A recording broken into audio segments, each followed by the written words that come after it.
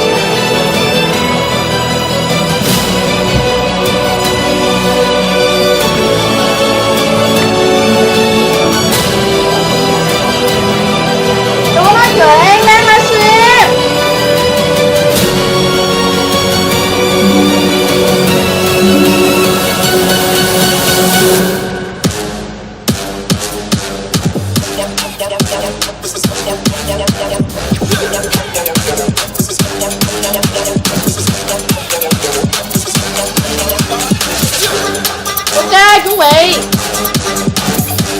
Sắp tới giờ trực tiếp rồi. Anh em. Anh em.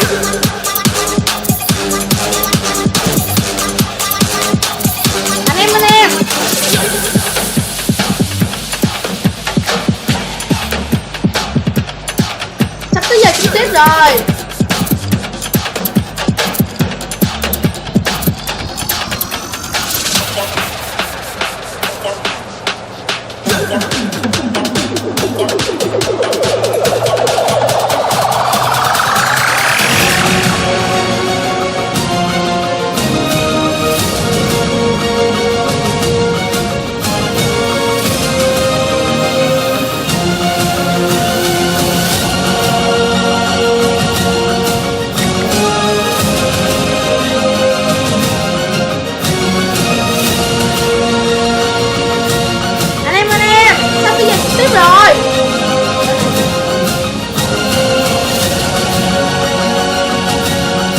Rồi.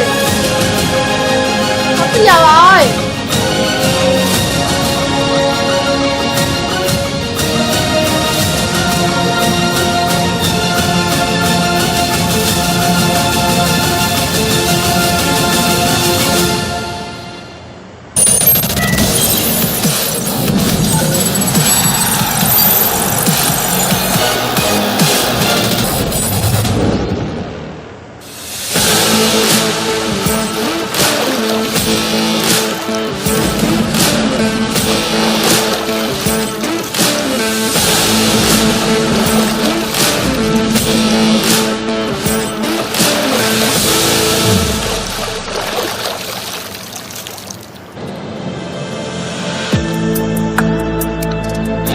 Hello everyone, how are you going? Days in, one to go.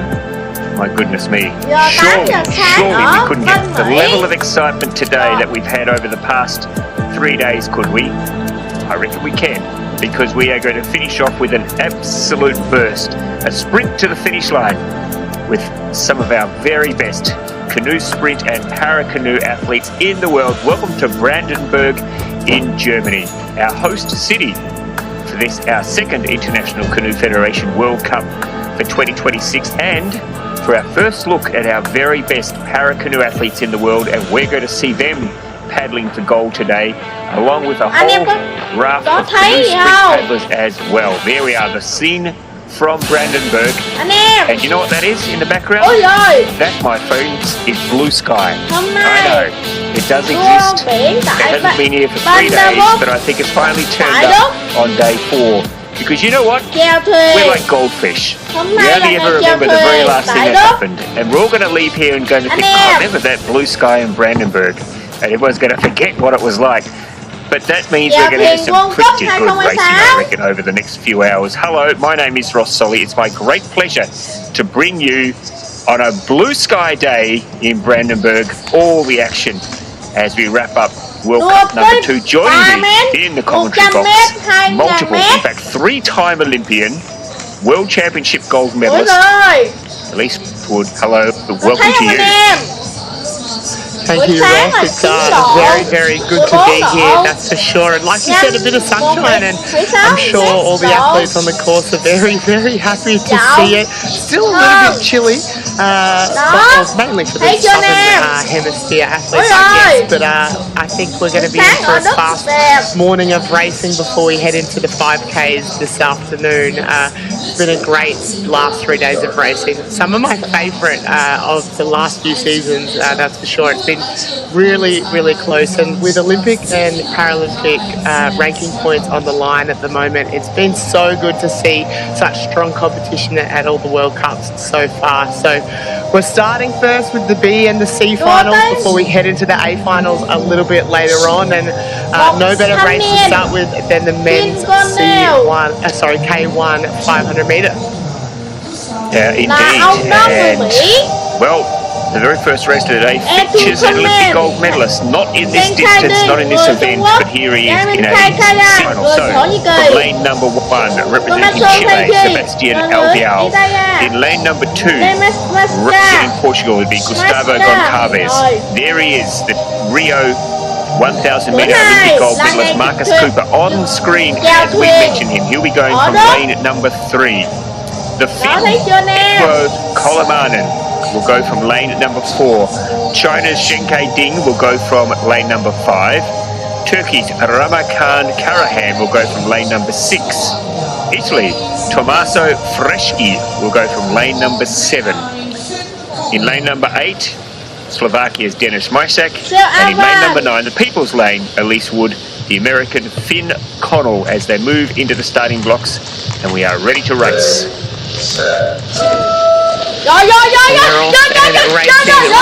Clean start, which is a good start for the first race of the day. Keep it nice. Lane 3, Marcus Cooper, as we said, he's an Olympic medalist, and he's already taken this race out. He's about half a boat length in front of the rest of the field. Maybe behind him is Shenkai Ding from China in lane 5. And on the bottom of the screen here, it's the Italian and the Slovakian are clawing their way up as we reach about 100 metres in. And when you get 100 metres in, you start to settle into your race plan, try and find your work a little bit, and it doesn't look like Marcus Cooper's doing that at all. He's blowing the field away at the moment. So there we have it there. It looks like as well lane 1 is Chile starting to pull up now. That's Sebastian Albiol, as is lane 4, which is our Finnish friend Etu Kolamanen, as we start to get the split times now moving through the 250.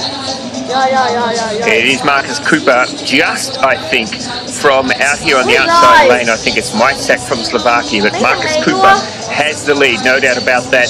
And sitting in second place, it is Mysak from Slovakia, pretty close to third at the moment, maybe coming across there in lane number 7, the Italian Freschi. Marcus Cooper's been leading from the start though. Can he hold it together as we get towards the finish line? This is the fitness end of the race. This is when the muscle's starting to tighten up. This is when everything's... muscle you didn't even know you had are starting to hurt about now. But let's see if Marcus Cooper, a very, very experienced athlete, he knows what his body's capable of. Look at him, he's going to win, easing down as he comes to the finish line. He crosses the line in first. Second place, good result there for the athlete from Turkey, Ramakan, he absolutely flew home to pip, I think, the Italian Tommaso Freschi for third. With Marcus Cooper, at least I'll get you in a moment just to tell me what you think Marcus Cooper's got to gain from doing this. I mean, obviously it's a chance for him to have an individual race, but he's a member of the K4, well, he has been. He's a 1,000 metre Olympic gold medalist. Is it all about ranking points, I wonder, for his country? But he was a very comfortable winner there of that C final, ahead of Rami Karahan from Turkey, and Tommaso Freschi from Italy will grab third spot. Yeah, I think at the moment, Ross, obviously this new Olympic ranking point situation is a little bit different for everyone out there. So I think everyone's just trying to enter as many races as they can. And even if you are someone like Marcus Cooper, who has a swathe of medals in many different disciplines and distances, I think any opportunity you get to race the best in the world, you're going to take it. And these guys had 4 semi-finals, which means that only the top 2 went through each semi-final, so it is very, very cutthroat. So even though this is a C final, these guys are still pretty good at paddling 500 metres, and we saw that there. Marcus Cooper, absolute class paddler. Spanish K4 going through a little bit of a change of guard or a change at the moment. I think maybe not getting the results that they would hope, but he'll get some good confidence from this C final win. And yeah, like you said, some ranking points. And while this isn't an Olympic event, our ranking points come from non-Olympic events as well, which is a really good opportunity for countries to try and get points across a range of events. As we look at the summary there, so as you said, it's Spain, Turkey, Italy. So 1:44.37 was your winning time today. A really good race from Marcus Cooper, and I'm sure I think he's done for the regatta now, and he'll look forward to World Cup 3, which is in Canada in maybe 6 or so weeks' time. Yeah, indeed. He did do the 500 last week, Marcus Cooper. I think he finished in the B final last week, so he's dropped back to the C final this week, and he's managed to get himself a win. So Marcus Cooper goes away and starts to think about what happens next as we look to the field now for the B final, the men's K1 500. In lane number 1, we'll have representing Sweden, Martin Nathal. In lane number 2, from the AIN, Victor Gavrilenko, second in the B final last week. Lane number 3, from New Zealand, Curtis Emery. In lane number 4, from Germany, Linus Bange. In lane number 5, a little bit of a surprise to find him in a B final, Thorben Rusk, who was in the A final last week and actually finished 6th in the A final. Branko Laganjic from Serbia was also in the A final last week, and he managed to finish 4th. So there are 2 chaps from the A final last week who find themselves in the B final this week. In lane number 7, representing France, it'll be Guillaume Keller. Gustav Bock from Denmark will go in lane 8. And I'm hoping he's in the Tiger boat. Timon More from Austria in lane number 9. I think he was 3rd last week in the B final. So we'll see him in just a moment. There he is, the Frenchman Keller. He'll go from lane 7. Martin Nathal from Sweden in lane 1. And I think Timon More will be down here. There he is in the Tiger boat. Probably one of my favourite boats, at least, just from a commentator's perspective, because it's easy to spot, and that's what I love. Boats that, and especially the people's lane, can't miss in here, right down here in front of us. As they are called forward now to the starting line, keep your eye on Thomas Rusk and Branko Laganjic in the middle of the field, lanes 5 and 6. But never discount Martin Nathal either, as we're ready to race. And I think as well, lane 3, Curtis Emery, had a flyer of a start in his semi-final. Now, I mean, I think I might have just jinxed him. He's hit the gate a little bit and gone backwards. But look at the rest of the field now. It looks like the lane 4, that's Linus Bange from Germany, has had a great start, as has Victor Gavrilenko from the AIN in lane 2. Curtis Emery starting to come up on the rest of the field now. A shocker of a start from him, but he looks like he's starting to really get into his work and coming through to the front. He lost about 2 metres off the start, and I mean, he's going to pay for that at the end of the race. Looks like as well lane 7, Keller from France, and lane 6 from Serbia. On screen there, getting into his work now. A nice long catch, rotating through beautifully as the field starts to stretch out now, starts to come through the 250 metres. This is where the race really starts to hurt everybody else. Second at the moment it is Thorben and Branko Laganjic. They are the 2 out in front. The A finalists from last week, they've gone out now, maybe just a slight lead over possibly in lane number 7, the Frenchman Keller. But let's look at him go. Thorben Rusk from Denmark. Once he gets in front, he's a very, very hard man to run down. He's a marathon paddler, so he's got a lot of strength in those arms. He can go all day. Thorben Rusk. Branko Laganjic is going after him though. It's Rusk from Denmark, just ahead of the Serb Branko Laganjic. really good fight here for third place. I think Gavrilenko, maybe from the area in at the top of the screen, might be sneaking through. But Thorben Rusk, I think, is going to get the win. Rusk comes down, gets the win ahead of the Serb Brankovic. I think Gavrilenko has got third from the AIN. So pretty well racing to form there in this B final. The two A finalists from last weekend taking 1 and 2, and Victor Gavrilenko, who was second in the B final last week, grabs, I think, third spot. So pretty consistent form there, at least when you run a rule through their performances last week. But Thorben Rusk, I think, might have been a little bit surprised. Well, in fact, both of these chaps, I think, maybe a little bit surprised to find themselves in the B final this week, and they've gone out and responded by finishing first and second, with Victor Gavrilenko grabbing third. And as we look at the replay now, Paul Pedersen to have the better of the starts, and he's hit the start gate and gone a little bit backwards. I'll apologise to him a little bit later. But like you said, a beautiful race from Denmark and Serbia, that Rusk and Luganzik.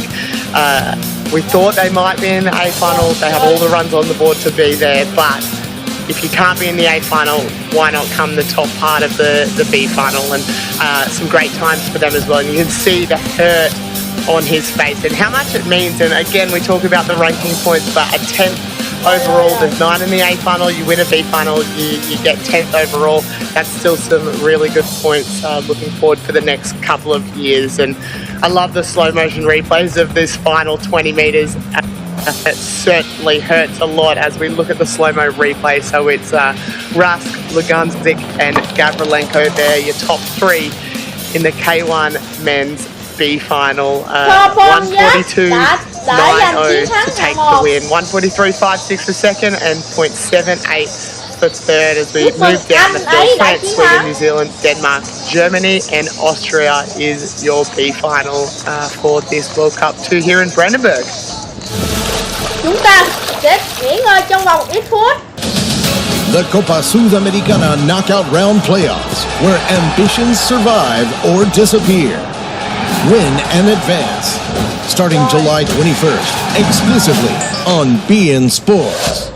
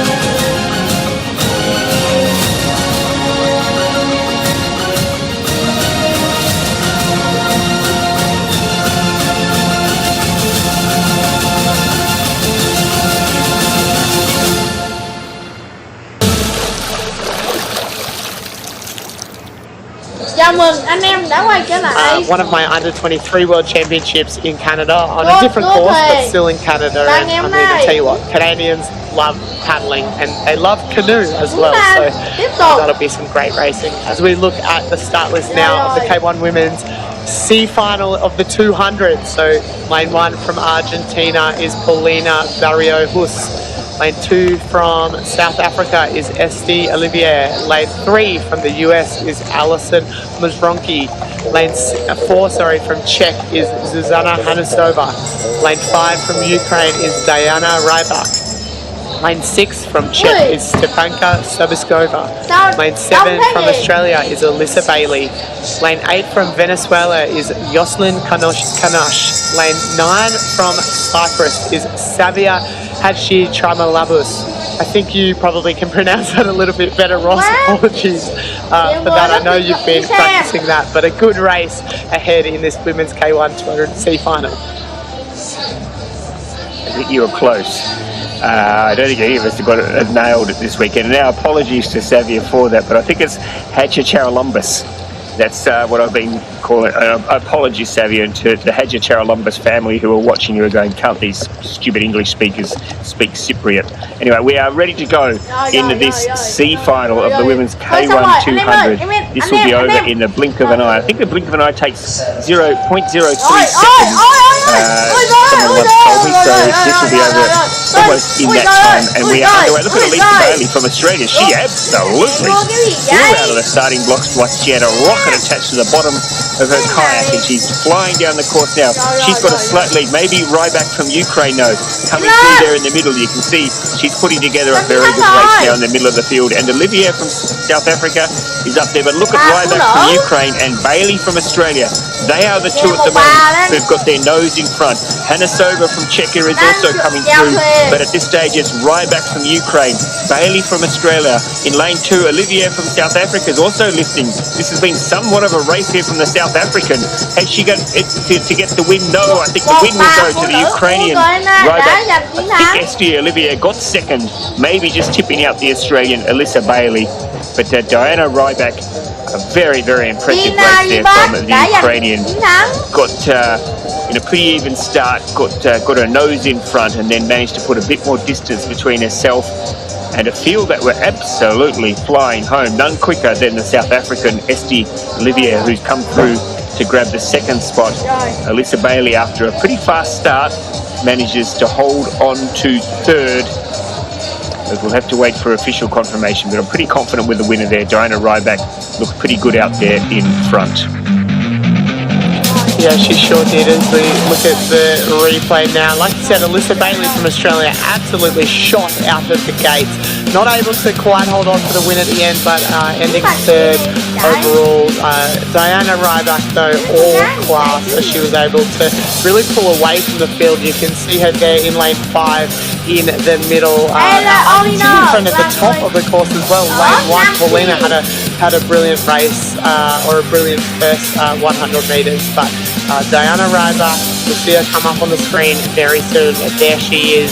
A great forward lean, really great high stroke rate, nice clean paddling from her, and a class above the rest in this C final. So she'll take the win here as we look at the slow-mo replay, and such fine margins in 200 metre paddling. I mean, you often see, in the A finals, they all come across the line and almost you can't pick first tonight. So I love watching these 200 metres. I didn't love paddling these 200 metres because of that reason exactly, but watching them and seeing these girls and guys battle it out in them is pretty cool to watch. And not on the Olympic program now, the 200, it used to be, but some great racing and some great opportunities to post some good results for these girls. So confirmation, Ukraine, South Africa, Australia, your top 3 in this K1 Women's Final C. So we've got one more race to go, Elise, for the morning before we start racing for gold. We've got a whole heap of gold medals coming up, including in the men's 500, the women's 200, in K1 and C1. We've got a whole heap of para canoe gold medals coming up as well. We've got so much action, but we've got one more race. We've got the B final, Elise, of the women's K1 200. Absolutely, one last splash and dash before we take a bit of a break and come back for some more action. So in lane 1 from Germany, Katharina Diedrichs. In lane 2 from the AIN, Natalia Podolskaya. In lane 3 from Denmark, Katrin Jensen. In lane 4 from Great Britain, Deb Kerr. In lane 5 from Hungary, Rika Kisko. In lane 6 from Italy, Irene Bellin. In lane 7 from Hungary, Dorina Deschke. In lane 8, and I think maybe Ella has signed off. She sent me a message before, but lane 8 was Ella Beer from Australia. I think she was out with a little bit of sickness, had a great result yesterday in the K1 500 though. And in lane 9 from Sweden, Julia Lagerstam. So a great B final here. I think for me, keep your eye in the middle, Debs Kerr from GB. She absolutely flies out of the gates. She's a member of their K4, so some really powerful paddling from her. I think as well the Italian Irene Bellin to watch, and obviously lane 5. I mean, you don't get lane 5 by accident, Ross. You go in as one of the top ranked paddlers, having just missed out on the A final. So Rika Kisko from Hungary. So I think the action will be in the middle of the field, but anything can happen in these 200-metre races. One wrong stroke and it's almost all over. And there we go, confirmation. Ella Beer from Australia just missing from this race with a little bit of sickness. So Deb Kerr made the A final last week. She's not made the A final this week, so she'll be very determined to get a win in the B final. She'll go from lane 4. Right next to her will be the Hungarian Rika Kisko.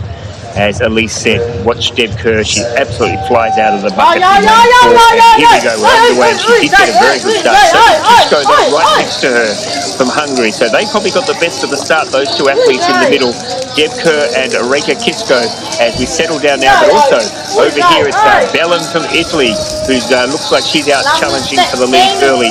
But it might be Deborah Kerr from Great Britain, who has her nose in front at the moment. Bellin is trying really, really hard from Italy. It's Bellin and Kerr at the moment, and also up there alongside them is Jensen from Denmark, having a very, very good run. So maybe Jensen has her nose in front of Kerr. Now Deb Kerr's lifting though. The paddler from Great Britain, Deborah Kerr, coming down towards the finish line. It's going to be very close. I think Kerr maybe has her nose in front. Deborah Kerr's going to get the win over Bellin, I think, from Italy. And I think Dietrich, or Jensen was it, from Denmark, who finished in third. But Deborah Kerr just lifting at the end when she needed to get the job done.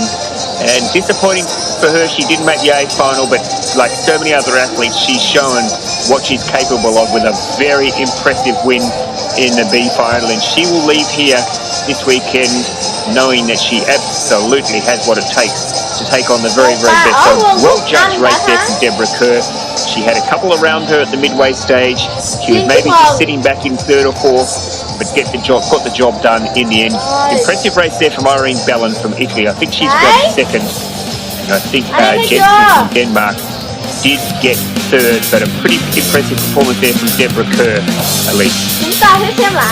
Yeah, absolutely. And the GB girls probably not having the best Paris cycle, but they've made some really great changes for this LA Olympic cycle. The K4 is looking good, and this race was beautiful from Debs Kerr.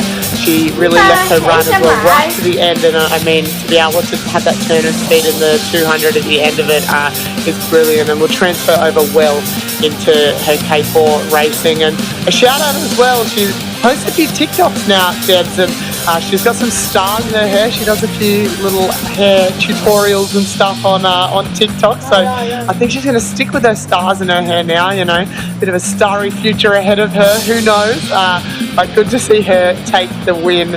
I think as we look at the slow-mo replays, it'll be GB from, I think, Bellin from Italy, and Jensen from Denmark over in lane 3. I think Julia Lagerstam from Sweden coming away with the fourth. So that is your B finals. We get confirmations, and it is 45.19 for Debs. And like I said, the start clicks in the side, she said she's going to commit to them now. So we'll see if she can hold up her end of the bargain and bring them forward to the third World Cup in Canada and onto World Championships later on this year.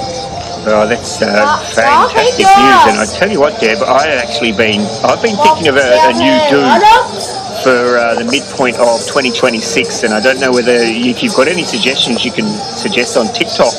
I'm not sure the stars will work for me, but maybe there's something else you could... There's not a lot to work with, to be fair. It's a fairly stock standard male mop of hair on top of the bonce, but Deb, if anyone can do something special with it, it will be you. All right. Well done, everybody. Great racing this morning for some BNC finals, which means now it's time to settle in and get some gold medals. We've got about 10 minutes until the first gold medal race, so we will take a short break and we'll be back to welcome our international TV audience. There you have the list of A finals coming your way. There's some absolute crackerjack racing in front of us. I'm looking forward to this already. So join us again in about, well, maybe 8 minutes from now, and we'll bring you the first of our gold medal races. Hẹn gặp lại anh em trong chương trình tiếp theo. With nearly 50 million fans, Flamengo has won 4 Copa Libertadores. The reigning champions take center stage in the 2026 Copa Libertadores. Watch every match only on beIN Sports. Thấy chưa anh em? Có thấy không? Chuyển rồi trong giây lát. 1 phút nữa mới hết giờ nha anh em.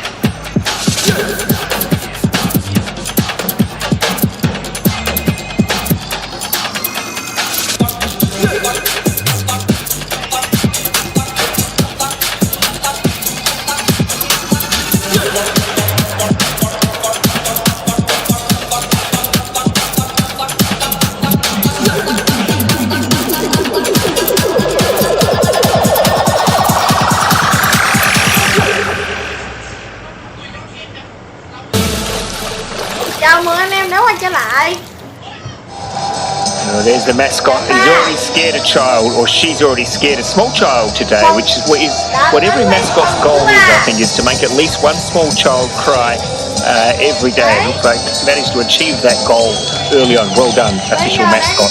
Let's look at the men's K1 500 final. Oh my goodness, look at the quality in this field. In lane 1, the big man from Czechia, Josef Dostal. This was his first love, I think, for 500 metres, so he'll be very keen to put in a big show here. In lane 2, from Poland, Alex Boracki. In lane 3, the German, Jakob Schoff. In lane 4, from Spain, there he is, Jakob Schoff from Germany, now a permanent part of the men's K4. He was a K2 paddler, he does it all. Adam Varga will go from lane 5, Alex Graneri from Spain in lane 4. There he is, Alex Graneri. The Spaniard, the flying Spaniard in lane 4, Adam Varga. Well, we're waiting to see the very, very best of Adam Varga. Tom Green from Australia will go in lane 6. Bence Nadas from Hungary in lane 7. Zarko Jakobovic from Serbia in lane 8. And Sławomir Witczak from Poland will be down here in the People's Lane, lane number 9. I mean, this is not an Olympic event, but my goodness me, Elise, this is chock-a-block full of Olympic standard athletes. It sure is. The 500 means so much to so exciting, guys. Tom Green in lane 6 from Australia has had a brilliant start. He's been in beautiful form the last couple of weeks across these World Cups so far. Looks like as well, maybe lane 3, that's Jakob Schock from Germany. He spent the summer in Australia, so him and Tom know each other well, know how to race each other well. It is Schock from Germany starting to pull away from the rest, and look at him as he settles into his race pace. He's got some really good results on the board. He's an Olympic gold medalist. He's a K2 specialist as well as a K4, and bringing it into the K1 now. Tom Green on the screen. He'll probably pounce in that last 100 metres, Tom. I call him the BFG. He's the big friendly giant. He's lovely off the water, but he means business when he's on it. That's Schock from Germany on the screen now. He'll have a big crowd behind him in front of his hometown, that's for sure, as we come through the halfway mark.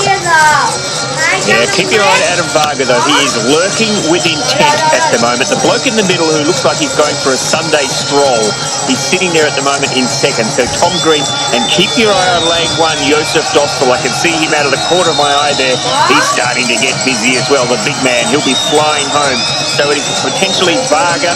In lane 3, it is still Schock from Germany. The crowd are trying to lift him. Tom Green from Australia is up there trying to stick with Schock. Where's Varga? Where's Dostal? They are the big finishers here. It is still Schock from Germany, though, still in front. Look at the big man from the Czech Republic. He is flying home. Tom Green, though, maybe he's got his nose in front. Green from Australia is going to come down, and he's going to get the win. Roald Dahl will be very, very happy with the big friendly giant. Tom Green getting the win over Jakob Schock from Germany, and third, potentially, Benson Nutters tipping out his Hungarian teammate, Adam Varga, and in the end, Josef Dostal didn't have what it takes. Maybe being a dad has slowed him down a little bit. He's got nappy changing duties at 1 a.m. in the morning, which is enough to focus anyone's mind on anything but racing. But well done there to Thomas Green. Well, last week the gold went to his K2 teammate, John Vesterhausen. And I reckon, Elise, that John probably said to Tom before today's race, don't let down the Australian nation, Tom. And if you do, don't bother flying back. You just stay over here in Europe. And he's gone out and he's got the gold to keep in his Australian hands. Yeah, he's in incredible form at the moment, Tommy. Was on the podium last weekend and this weekend in the K1000 as well. So bringing in now that speed of the K1 500. He joined the Australian men's K4 this weekend as well. They were on the podium. So, wow, he's got a big World Cup 3 and World Champ ahead of him later on this year. But, I mean, Jakob Schock, a brilliant first 250. He was really pulling away from the field, and he's such a clean, smooth paddler. But the turn of speed Tom was able to put on in that last 100 metres, no one could match that. Tom is very tall, very long arm span, and very, very strong. And there we go, finishing a boat length in front of the rest. And like you said, that was a close finish there. I think, like you said, Schock and Nutters there was your silver and bronze medalist. Australia going back-to-back in this. John van der Westhausen taking it out last weekend at World Cup 1.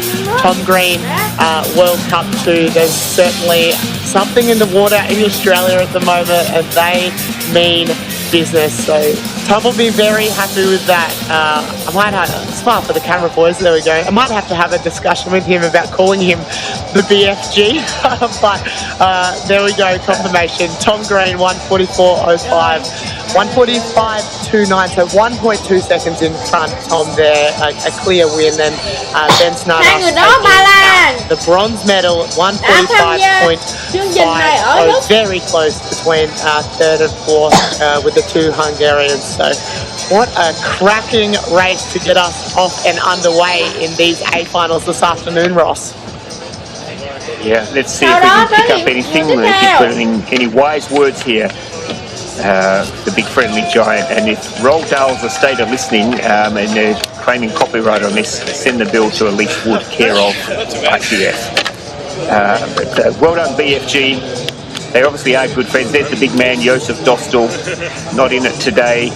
Found them going a bit quick today, did Josef Dostal. Good crowd out here, I love it. I love the way the crowd gets out and supports the racing here in Brandenburg. There is a big friendly dog. He's looking, just spotted it. No cameras. No cameras, the dog says.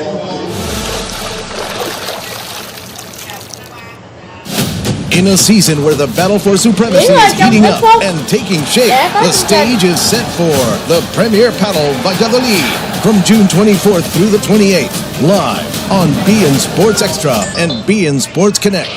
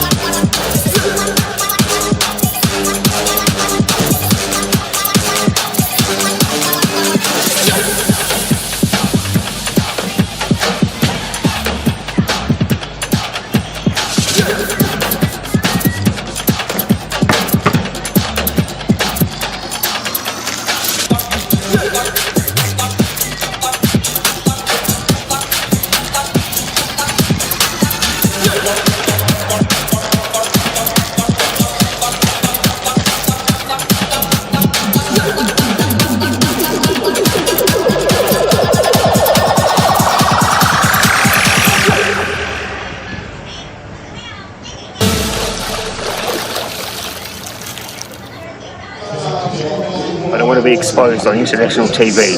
Obviously a bit embarrassed. As we turn our attention now, at least, to the women's K1 200.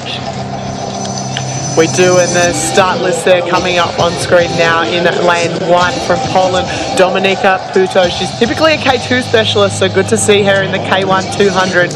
Lane 2 from Ukraine, Ivana Dyachenko. Lane 3 from China, Ximen Yu. She was silver last weekend at World Cup 1. Lane 4 from China, Mengdi Yin. Lane 5 from Spain, Sara Ozandi. She was the gold medalist last weekend and she is on fire at the moment. Lane 6 from Poland, Julia Ozwenska. Lane 7 from Denmark, Frederica Mork.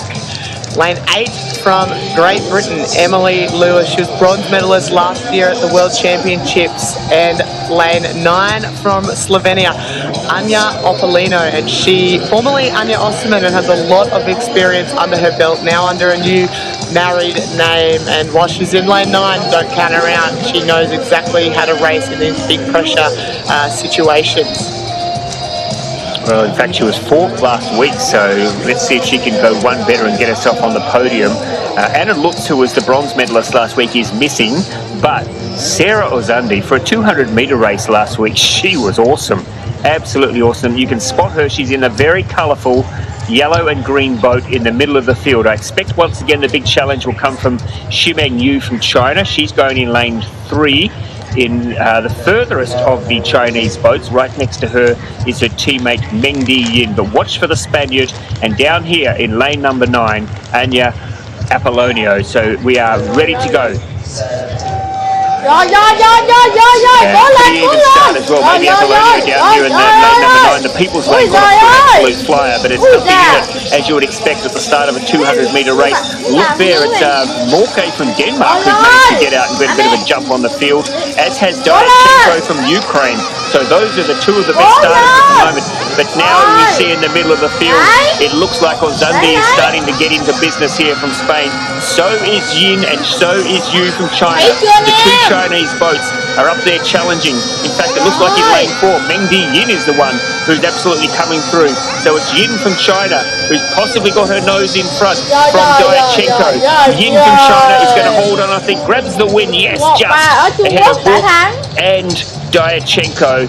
But a great win there for Mengdi Yin from China, who's managed to tip out the form guide and absolutely smashed that. What a run from Mengdi Yin. So China, where did she finish last week? I don't think she made the, yeah, she finished 6th in the final last week.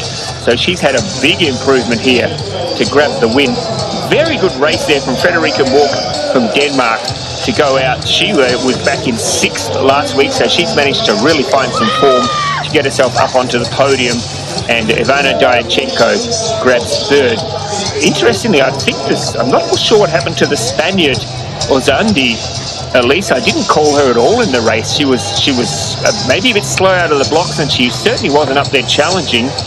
And I didn't see her cross the finish line anywhere near the top half of the race. So I don't know what happened there with Sarah Ozandi, the gold medalist from last week. But let's not take anything away from Mengdi Yin, who's got the gold from Frederica Walk from Denmark, and Ivana Diachenko, a very happy Ivana Diachenko from Ukraine, who I think got the bronze. Yeah, like you said, Ross, the form guide was certainly thrown out of the window in this race. Sarah Ozandi, I think she finished in 9th after winning last weekend. Mengdi Yin, like you said, she was 6th.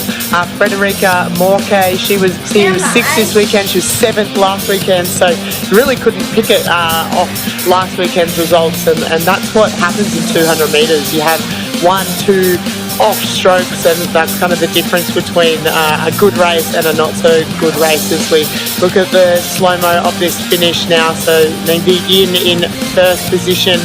That is so incredibly close. Morke from Denmark in 2nd, and Diachenko in 3rd from Ukraine. Anya from Slovenia just missing out on the podium. She was 4th last week, and I think 4th again this weekend. So we'll give her some points though for consistency. I mean, it's very good to be able to produce the same result time and time again. So there's confirmation. Mengdi Yin 42.97 to take the gold medal this weekend at World Cup 2. Frederica Morke from Denmark in 2nd, 43.17, and the bronze medalist Ivana Diachenko from Ukraine, the happiest bronze medalist I've ever seen, 43.21. Must mean so much for these athletes when they break through and get themselves a medal. Mengdi Yin also looks pretty happy with the win. So China have got some depth, haven't they, in women's canoe, women's kayak. They've really come through in the 200 metres. As you can see, good crowd here. Some of them actually, believe it or not, I think sheltering from the sun. You would not have thought 4 days ago that we would have been saying that, but there's a few people enjoying it. I hope they've got the sunscreen on, because you can get lulled into a false sense of security after 3 days of cloud and rain and wind. There's actually got some sunshine out here today, as we now turn our attention to what I think is going to be one of the great races today. It's the Olympic event, the women's C1 200, and gee, there's some quality. There's one big name missing, at least from this field, but it's still a very, very classy lineup of athletes. It sure is, Ross. In lane 1, I mean, doesn't get much classier than this. Nevin Harrison from the USA. She had last year off, and she's back. She's the Tokyo Olympic champ. She was on the podium in Paris as well, so she means business. In lane 2 from Canada, Sophia Jensen. She was 4th last weekend. In lane 3 from Spain, Anita Yako. In lane 4 from Ukraine, Irina Fedorov. She was, I think, the bronze medalist from last weekend. In lane 5, she almost needs no introduction. She's a class above everyone else at the moment, in my opinion. It's Yaroslidis Cirillo Dubois from Cuba. In lane 6 from Ukraine, Ludmila Luzan. I mean, similarly, I say that, and then I look at Luzan's name. I mean, she as well is someone that knows how to race these races. World champs, gold last year, World Cup 1 winner as well. Changwen Xiao from China goes in lane 7. Olympia Delagostina from Italy in lane 8, and Victoria Yavcheska from Spain in the people's lane in lane 9. She was 5th at the World Championships Championships last year, so have a look out for her. But for me, it'll be a race in lanes 5 and 6 as we watch them pull into the start gates right now. And for those watching at home wondering where the reigning Olympic champion is, Katie Vincent, she was actually in the B final. She's been feeling a bit off this weekend, but she came out and she won the B final. In fact, I don't have the time written down, but it might be interesting to compare her time as we get ready now. The purple boat in the middle is Ludmila Luzan. She's been in some sort of form this year already. And the big challenger, the Cuban and the second Ukrainian, Arina Fedorov. That was the podium last week. Luzan, Cirillo Du Bois, Fedorov. And we are underway, and they all got away to a pretty good start. Maybe the Cuban out the quickest. That is Yaroslides Cirillo Du Bois. She'll be very conscious of the Ukrainians on either side of it. She's got a Ukrainian sandwich going on at the moment, but it is Luzan, I think, maybe who's got a... In fact, it may be Ukraine 1 and 2 at the moment. Luzan and Fedorov, I think, and they're at the top of the screen, I think, in lane 2. Sophia Jensen from Canada putting on a pretty brave race there in lane number 2, has gone out hard. But it is Ludmila Luzan at the moment. Goodness gracious me, she is absolutely putting on a clinic. Look at Jensen coming through from Canada though. So it's Luzan, it's Jensen from Canada who's the big threat. Sophia Jensen from Canada, Ludmila Luzan from Ukraine. I think the Luzan is going to get the win. Luzan gets the win. Second is going to go to Canada, gets second. Cuba gets third. Wow. But what a race there from Ludmila Luzan. She is an absolute legend.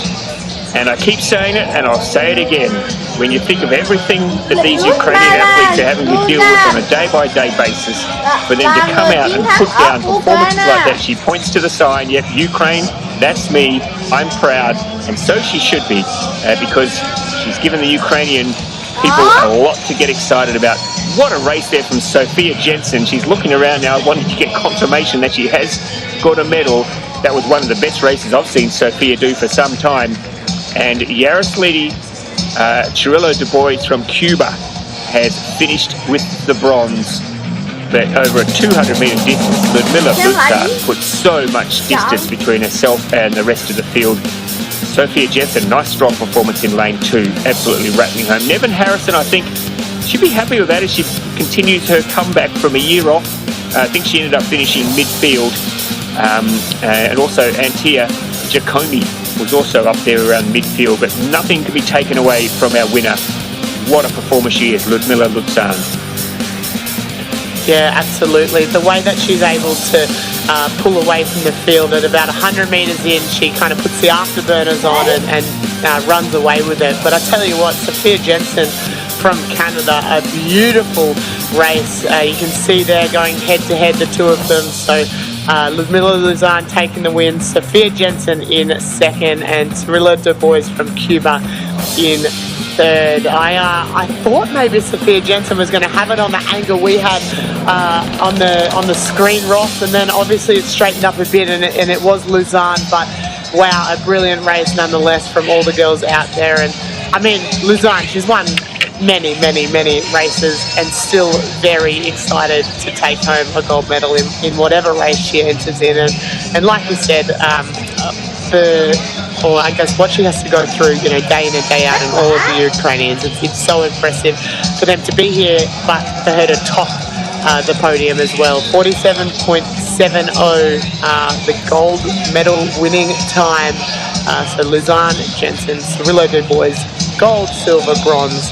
They'll have a pretty good podium, and look forward to seeing the podium selfie. I mean, everyone gets around the podium selfies these days, and so we'll see a gallery of them, I'm sure, pop up at the end of the day after all the medal ceremonies, as we now look towards the VL2 women's 200-metre event. So we head into the para canoes now, and this is the first time this international season we've seen the para canoe athletes on the water. So whilst we can look at the form guides, you know, from last year or the previous Paralympics, these are a really good opportunity to see exactly where everyone's at as we start the Paralympic qualification ranking points, I guess, as we lead into the LA 2028 Paralympics. So on screen there you can see a little diagram of what we're watching now. So we're watching the VL2 women's 200 metre, and in lane 1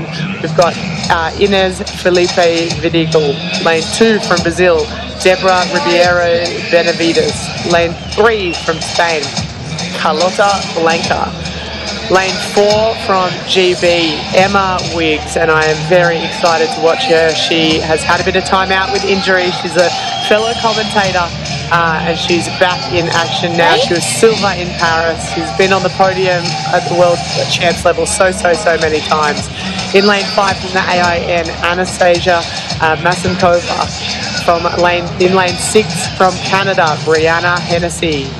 In lane 7 from the AIN, Ekaterina Statsenko. In lane 8 from Uzbekistan, Oridikon Rasmova. And in lane 9 from Hungary, Dalma Bordishar.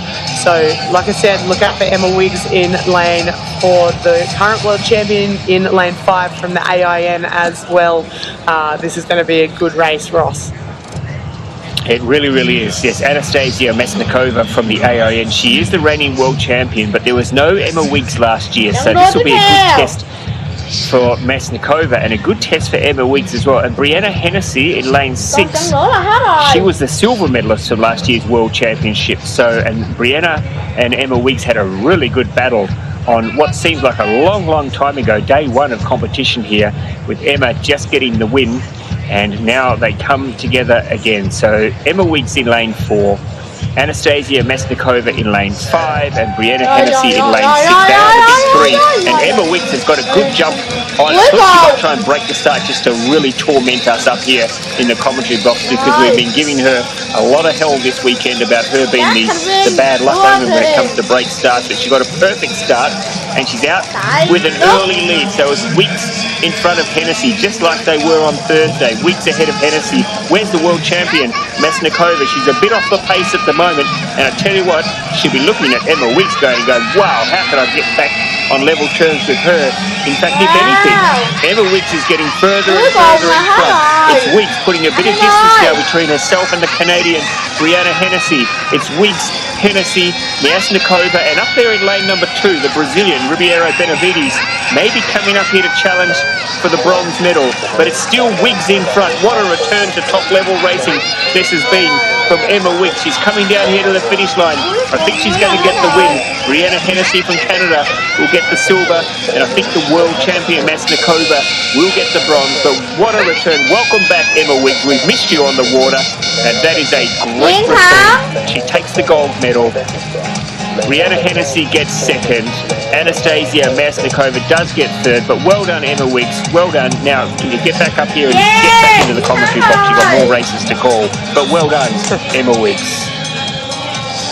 Absolutely, and Emma and I were talking the other night about crossing the line and making sure you claim every race that you win, because you don't get many opportunities, and there she is, the claim. That'll be on the Instagram feed, I'm sure, but a very great race. And I mean, to come back from, and I think we heard from Emma, I think she said 600 and something days since she's raced. I mean, to come back and stop a race like that is very impressive. She was second or 2 in front of everyone else. A great race as well from Brianna Hennessy from Canada there on the screen before, and from the AIN, Anastasia Masnikova, the world champion from last year, and coming in now with a bronze medal at this World Cup. The first World Cup for the Paracanoeists, as we see, look at the game face. Emma means business. She's got a bit of a higher stroke rate than a lot of other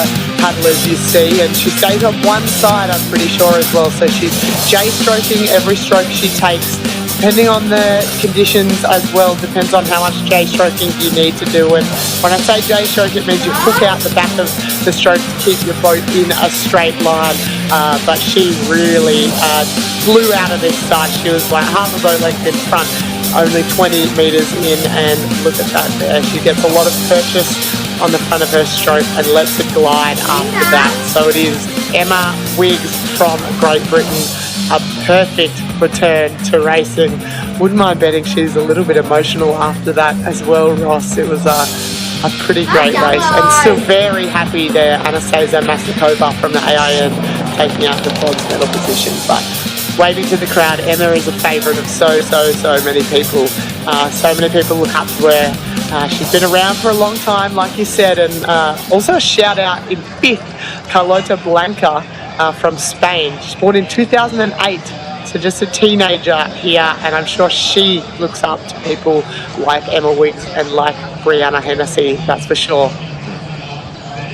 And I know a great win, Emma Wiggs. I know it sounds like I was joking, but I mean it. Get back up here, you've got more commentary to do. But she is seriously, she's doing the 5,000 metre races this afternoon, so no time to go out and celebrate. You've got to be responsible and serious.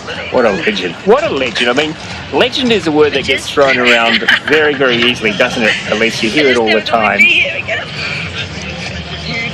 Let's have a listen.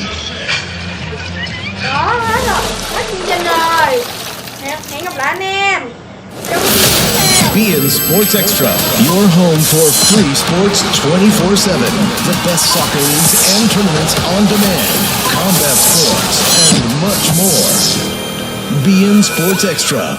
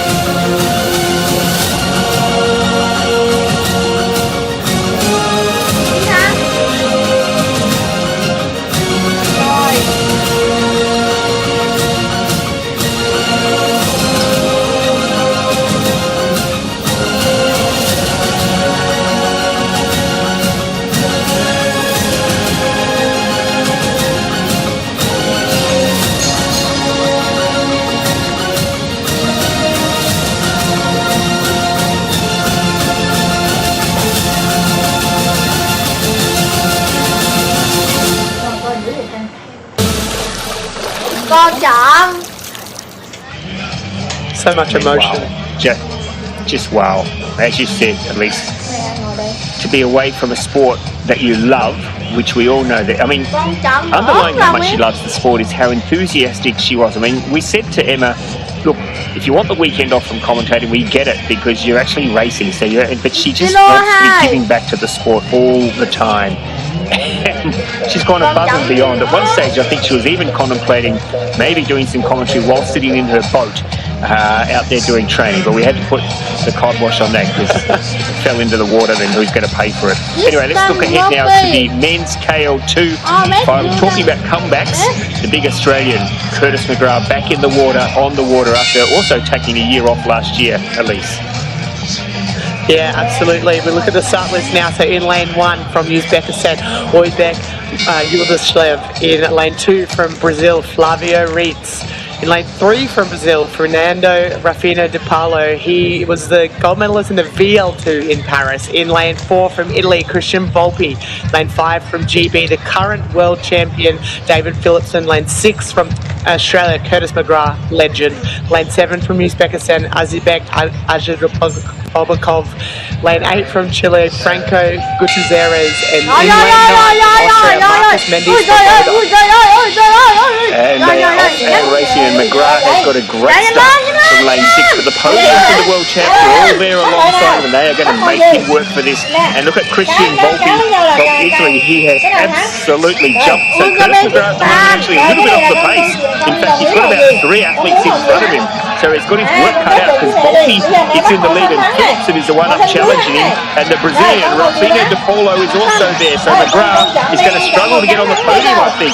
It is, I think, maybe in the lead at the moment. Across there, it's the attack. I think Rafino de Paulo, who maybe had his nose in front of Philipson and Volpi. It's the Brazilian. The Australian got there. Curtis McGrath got there. What a finish from Curtis McGrath. He had his work. I mean, look, he's notoriously not a great starter.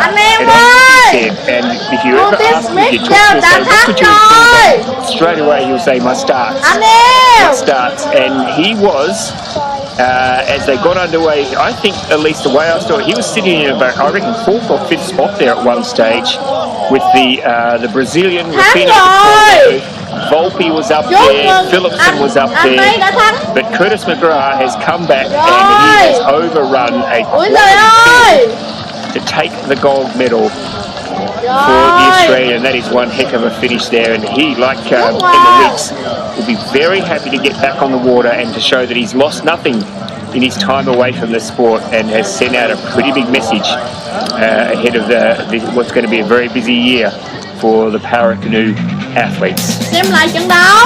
Yeah, absolutely. We watched the replay here. He had an okay start, but just wasn't able to capitalise on it. But like you said, you don't count him out. He's always there in that last 50, and he has a brilliant turn of speed in that last 50. And to be honest, I think in this 200, it's all about who can dive the least.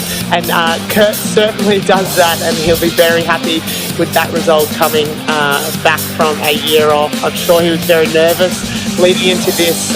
We have no form to go off with Kurt. We had no idea where he was going to be, and he was able to just pull his nose in front there of Fernando Rafino de Paulo. The both of them have had a lot of rivalries in the past, so I'm sure Kurt is very happy to be in that gold medal position once again, focusing on the kayak only at the moment, so a bit more pressure, I guess, with only one event. It's his Aussie teammates there, and I've got a bit of a vested interest in this as well. My mother-in-law is Kurt's coach, so Hattie, there she is on screen there, and Riley Spitz on screen as well. He's part of the men's Australian team in the Able Pods, so Kurt has a lot of supporters. A lot of people love Kurt. He's a great guy, a great role model, holds a lot of positions on athlete commissions and the like, so good to see him back on top. So Australia, Brazil, Uzbekistan will be the podium for your KL2 men's 200 metre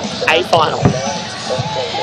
And I'm just seeing now if I can find a delete button for the commentary for that, because I think he'll go back and listen to me saying he might struggle to make the podium, and he may bring that up next time our paths cross. But don't you worry, if I see Curtis McGrath coming my way, I'm going to be ducking behind a bush for a little while yet. But what a great return there for Curtis McGrath, just showing what an incredible athlete he is to grab that win and just to remind us of his class. He does a lot of public speaking as well, and I know he's called on a lot. He does a lot for Prince Harry's Foundation, the Invictus Games. I know he was a spokesman for that for some time. I mean, the demands on his time away from the water, at least, and you would see it being up there in Queensland yourself, where Kurt lives now, the demands on his time, and it's only going to get even busier, I think, in the run up to Brisbane 2032. Everybody wants a piece of the Curtis McGrath action as we look ahead now to the women's VL3 final. And in lane 1 we've got from France Elia Charbet, and in lane 2 from Poland Monika Sklar. Lane 3 from Canada Erica Scarf. Lane 4 from Great Britain, Charlotte Henshaw. She's a bit of a superstar, may I add. A gold medalist in the VL3 from Paris. Lane 5, also from GB, Hope Gordon. She's a world champion, silver medalist from Paris. Lane 6 from China, Yuqingan Chai. Lane 7 from the AIN, Larissa Volek. Lane 8 from Uzbekistan, Shahzoda Mamedladeva. Lane 9 from Australia, Amy Rolfe. So they start to pull into these start gates. I think it'll be a GB showdown in lanes 4 and 5. The Chinese paddler as well, Kai, in lane 6. She was the bronze medalist at the World Championships last year. A few of these girls, or a lot of these girls, were in last year's final as well. So almost a rematch of that. So I'm sure it'll be some tight racing. Well, as you mentioned, in Paris it was Henshaw first, Gordon second. In Milan last year it was Gordon first, Henshaw second. So let's see if they again go out to dominate this race. I know for Hope Gordon it was an enormous breakthrough last year when she managed to get that win over Charlotte Henshaw, who's been such a legend in this sport. But it is exciting to see top level racing, that rivalry. They're on the same team, they're good friends. There's an absolute rivalry there on the water, and they both got away together. It's Henshaw and Gordon. Don't you worry about this. There's bragging rights on the line here. They might be friends, but at the moment there's only one person they each want to beat up there, and that's each other. And look at Charlotte Henshaw. She's got the early advantage, I think. She's got the jump on Hope Gordon. So Henshaw, she's pretty determined to get the win back, to get the title back, having been beaten in the World Championships last year. There's not many times in her recent racing history that she's ever been beaten, and that would have stung a lot, I reckon, last year. And look at her go. She has managed to put almost a top-ranked lead already on Hope Gordon. So it's Henshaw out in front. She means absolute business. Hope Gordon, those long strokes, just maybe just trying to straighten up there a little bit. So she lost a bit of time, and maybe it's Scar from Canada who's coming up to challenge for the silver medal. But no doubt about our winner. Look at Charlotte Henshaw. She is absolutely won this convincingly. Henshaw gets the win. Gordon gets the silver. Scar from Canada. Good race there from the Canadian.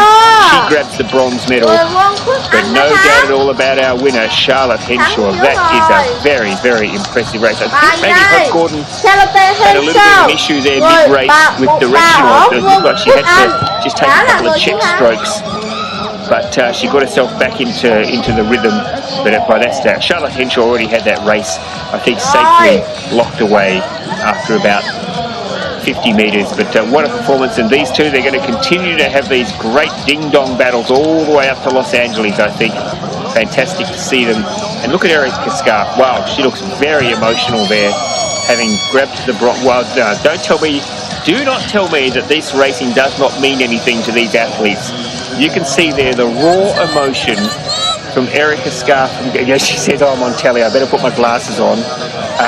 But the raw emotion from this young lady to pick up that bronze medal, I defy anybody to tell us, Elise, that this sort of racing doesn't mean anything to these athletes. It's a World Cup event, but to finish on the podium, it means the world.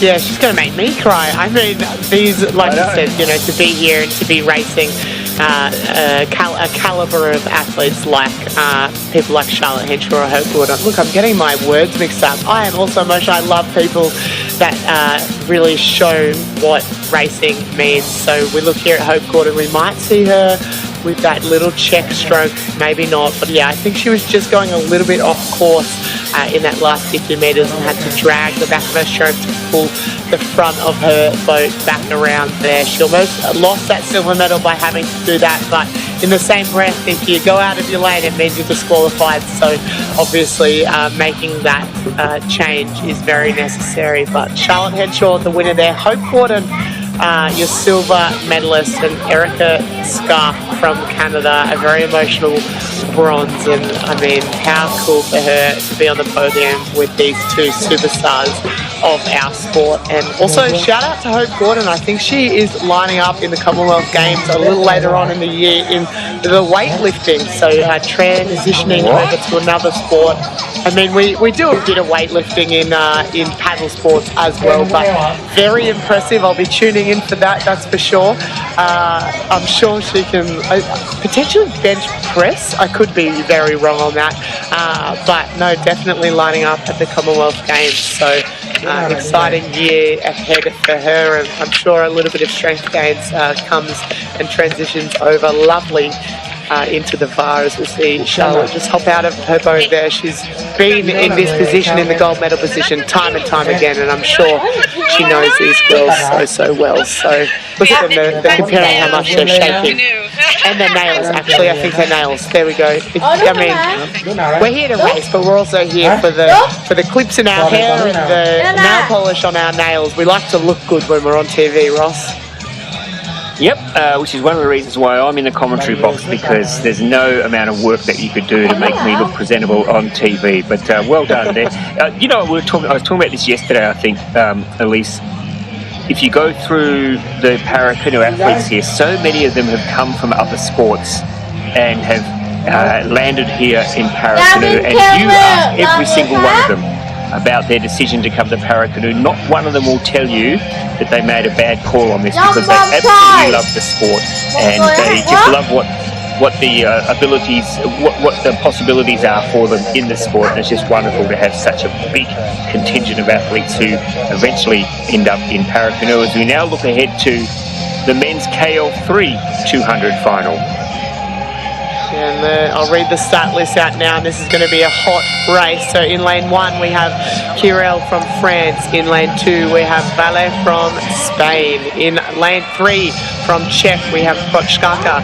In lane 4 from Brazil we have Rodriguez. In lane 5 from Georgia and our current world champion Yemelinov. In lane 6 from Brazil, Paixo Porto. In lane 7 from New Zealand, Murphy. In lane 8 from GB, Oliver. And in lane 9 from Korea, it is Choi, as they're in the start gates, ready to race. And we talk about legends. The beard in a boat in lane 5, Serhiy Yemelinov, used to race for Ukraine, races for Georgia now. He is absolutely unbelievable and dominated this sport for so long. Sat out last year, missed the World Championships, but here he is racing again, and look at the start he's got. He's absolutely flying down the course in lane 5. That is Yemelinov. Right next to him, Rodriguez, I think the world champion from last year, but look at the man with the beard in the middle of the field. Right alongside him though, Rodriguez is not going to go away. It's Yemelinov from Georgia out in front. Right next to him on either side, it's the Brazilian Paixo Porto and Rodriguez. He's in a Brazilian sandwich at the moment, but he's actually sticking his nose in front. So it's Yemelinov from Georgia coming down to the finish line. Rodriguez from Brazil looks like he's going to get second. Close for third at the moment. Maybe it's the New Zealander. Finn Murphy is going to go. Oh, maybe Murphy even got second, did he? Oh, big finish there from Finn Murphy. Definitely, though, got on the podium. I reckon he's third or second, but no doubt, look at that, he's a happy man. He's a happy man. Serhiy Yemelinov, ever in any doubt? Not really. The man is an absolute legend in our sport and racing for Georgia now. But just absolutely incredible. He's been dominating this sport for so long. And when he took that year off, it gave everyone else an opportunity. There's a couple of good beards there. I like that when beards come together, because I wonder whether like the humans are talking, but I wonder whether the beards are also like talking and comparing notes and just looking at each other and going, well, you're a bit crap. Or the other one, well, they might be saying, actually, I'm really impressed by your level of growth. But well done there to Serhiy Yemelinov, gets the win. I think Finn Murphy, at least, I think he definitely got third, but he was pretty close to second maybe as well. But I'll need to see the photo finish for that. But no doubt at all about our winner, Yemelinov from Georgia. Absolutely. I mean, he was a class above everyone, and we kind of expected it. It's almost his race to lose. And I mean, to be honest, he could take a couple of bad strokes and still be okay. Just looking at his technique there, he's got a great forward lean, great drive through the legs, eyes on the prize at the finish line, and he propels his boat forward so perfectly. We know gold, but let's look for I think it was Murphy. We'll wait to see the official results. But, I mean, the black boat versus the white boat in the commentary box, a little bit hard to see, and that's why we've got all the technology in the finishing tower. They'll have a strung out kind of finishing photo that kind of like you see in athletics, I guess. The photo there, they'll consult that, they'll look at all their technology. The guys looking around, what happened? I mean, thumbs up, by the way. Finn Murphy, I think he was ninth last year at the World Championships, so being on the podium now, and I don't think he's been in the sport for too long, potentially, so being on the podium now in this KL3 final is a great start to Paralympic qualification. In third position, all these guys bagging, second or third, who knows, all these guys bagging some solid results. As we look here, it's a tie. It's a tie. Oh my God, I'm not surprised. I'm not surprised. Wow, that is amazing. Over 200 metres, because the timing comes down to, as you can see, 0.77. We should know this. Look at the gap there between the winner and second and third. But a tie for second, which is fantastic to see. And yeah, what a great result, at least for Finn Murphy. Well done, young man. Absolutely. So Georgia, Brazil and New Zealand. Brazil and New Zealand sharing the second step. No third step this podium, but that's okay. It's kind of cool when you get to share the podium. However, I'm sure everyone is very competitive and wants the one up. But either way, these guys will be very happy medalists as we look at Sergio just coming into the pontoon now. Wonder if he'll say anything, say hi to his family and friends maybe. Still looks like he means business there.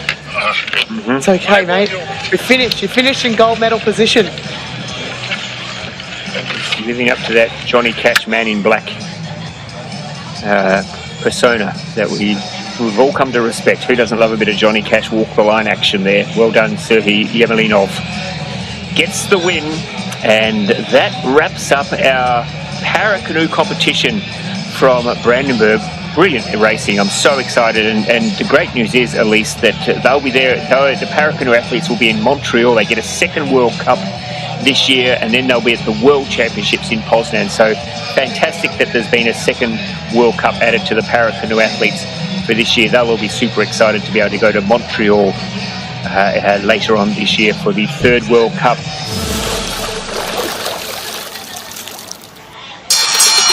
This is the ultimate combat arena where skill meets intensity. Welcome to the knockout room. MMA, karate, wrestling, bare knuckle boxing, and much more. The knockout room, only on beIN Sports.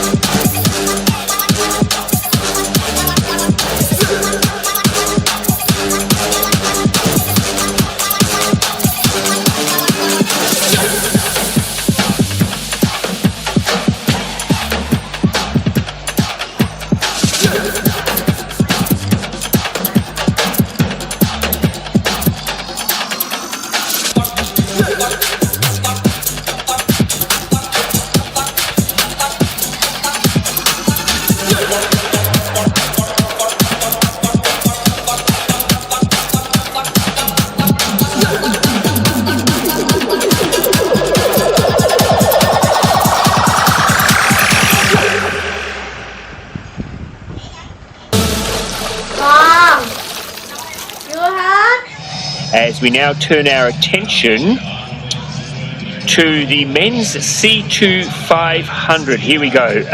And this is an Olympic sport, and it is an Olympic class field, let me tell you, because in lane 1, we've got from Hungary, we've got Kolar and Johas. In lane 2, from Lithuania, Zastutis and Korobov. In lane 3, the Spaniards. They were 4th last week, Grijalba and Sierra. In lane 4 from Hungary, Fejes and Hajdu. In lane 5, the Spaniards, Fonten and Dominguez. The Italians, Cassidy and Ticina, they were the silver medalists last week in Szeged. And right next to them in lane 7, they are the gold medalists last week from Szeged, Petrov and Still. My goodness, there's some speed in that boat.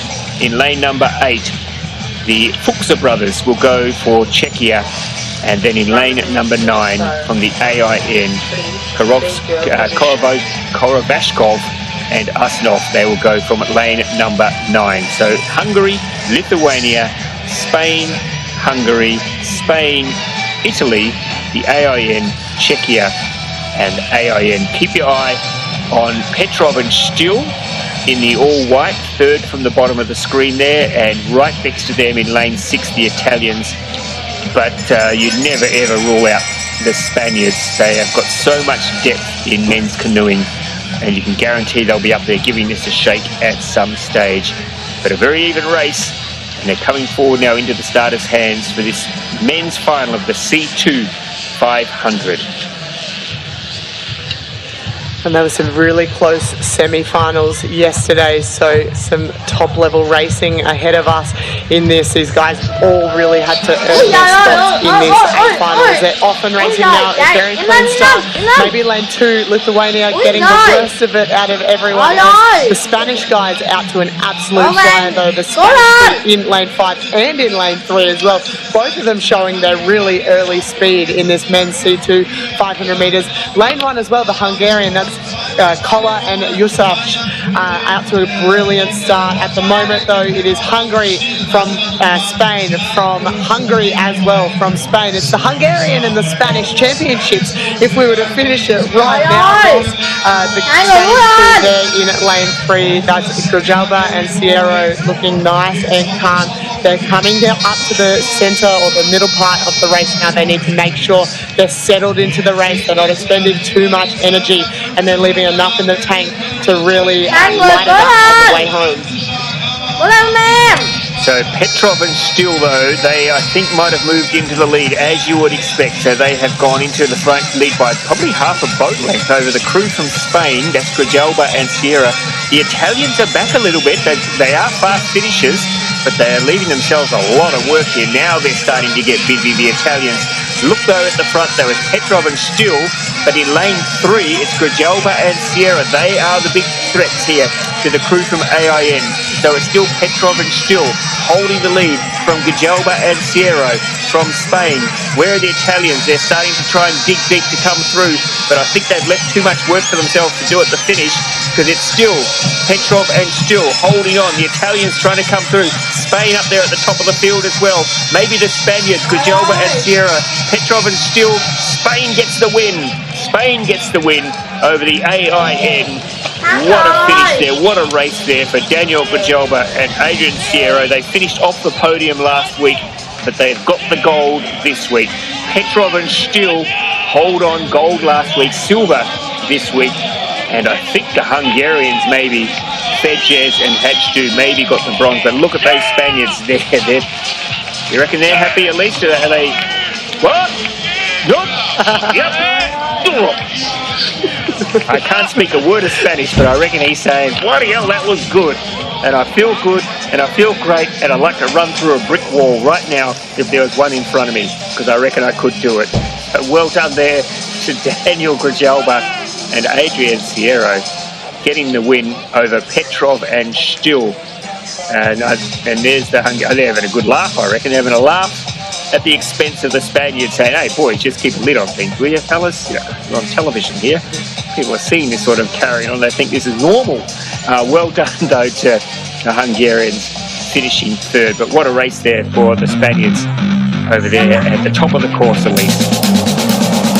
It absolutely was, and a lot of emotion in that. I mean, the Spaniards got out to their classic fast start. It doesn't matter what event we look at, whether it's the C2s, the C1s, the K1s, the K2s, K4s. The Spanish always get out fast, but Grijalba and Sierra really able to hold on right throughout the race and capitalize on the speed that they were able to produce out of that start. It really looked like Petrov and Still was moved through the field nicely and almost were really comfortable in the lead, but I tell you what, the Spanish guys held on right to the death of this race. The focus, the intent that they had throughout it was pretty special to watch, and I think just as special as their claims at the end as we look at the slow-mo now. So no doubt Spain from the AIN, a close finishing third, but the Hungarians, Fejes and Hajdu coming in for the bronze medal. And shout out to Daniel Fejes, who's in the front of the C2.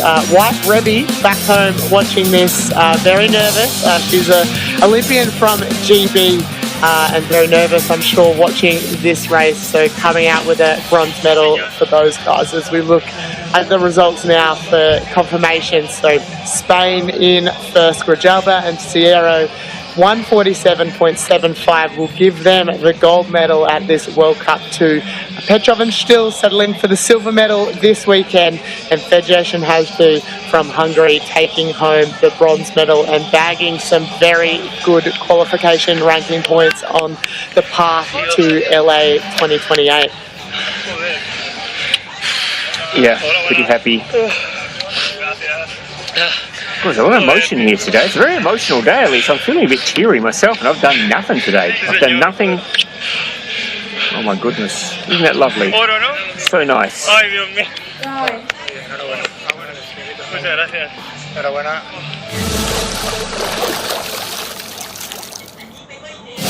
In a season where the battle for supremacy is heating up and taking shape, the stage is set for the Premier Paddle Valladolid from June 24th through the 28th, live on beIN Sports Extra and beIN Sports Connect.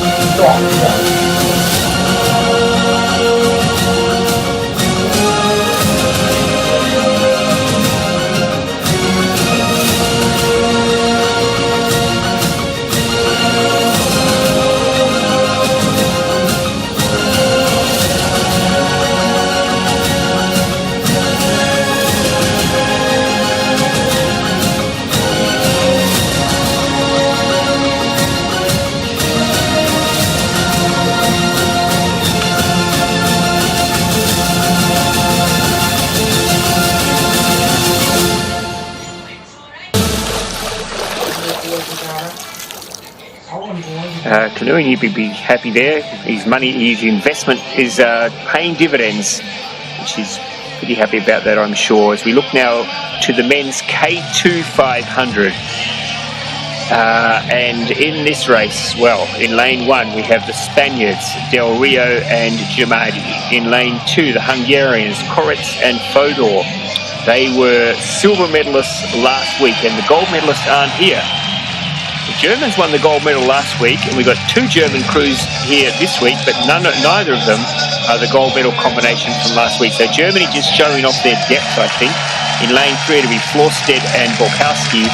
In lane 4, half of the men's K4, Rentschmidt and Liebscher Lutz, who apparently got locked in a toilet last week at some stage and struggled to get out in time to race, which is always, that must be an athlete's worst nightmare. You're sitting in the toilet and you hear your race start. Can you imagine? In lane 5 from Czechia, Spicer and Havel. In lane 6 from Australia, the Van der Westhausen brothers, Pierre and Jean. In lane 7, the Portuguese bronze medalists last week, Riviera and Baptista. In lane number 8 from Poland, Korczak and Lazinski. And in lane number 9, the People's Lane, representing Slovakia, Balaz and Botek. But I mean, yeah, we get it, Germany. You've got some depth. You've got 2 K2s in the final. But they're going to take a big challenge here, I think, from the Australians. The Portuguese, I think, and the Hungarians, at least, are all pretty fast. And you'd never, ever, ever write off the Spaniards in lane 1.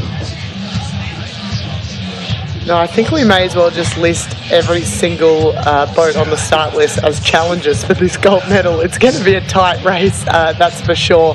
Like you said, keep an eye on the Australian brothers. Haven't seen them race on the international scene yet, but Jean was the winner of the K1 500 metres last weekend and a member of their K4 as well. Obviously, lane 4, one of the German crews, both Olympic medalists coming out of the K4 and into this K2. Lane 7, the Portuguese, they know how to race these races and they know how to produce some solid results under some external pressures. So we're often racing now, and it looks like lane 4, that's Rentschmidt and Liebscher Lutz out to a brilliant start. They did this in the K4 as well as lane 2, the Hungarians, Korkut and Fodor. They've had a flyer of a start as well. So at the moment it is lane 2 from lane 4 and lane 1, Del Rio and Giamatti from Spain having a brilliant race. But the Aussies in lane 6 look like they're starting to lurch, starting to pin everyone back in this 500 metre. It's a long race when you start to break it down. I'm sure we'll have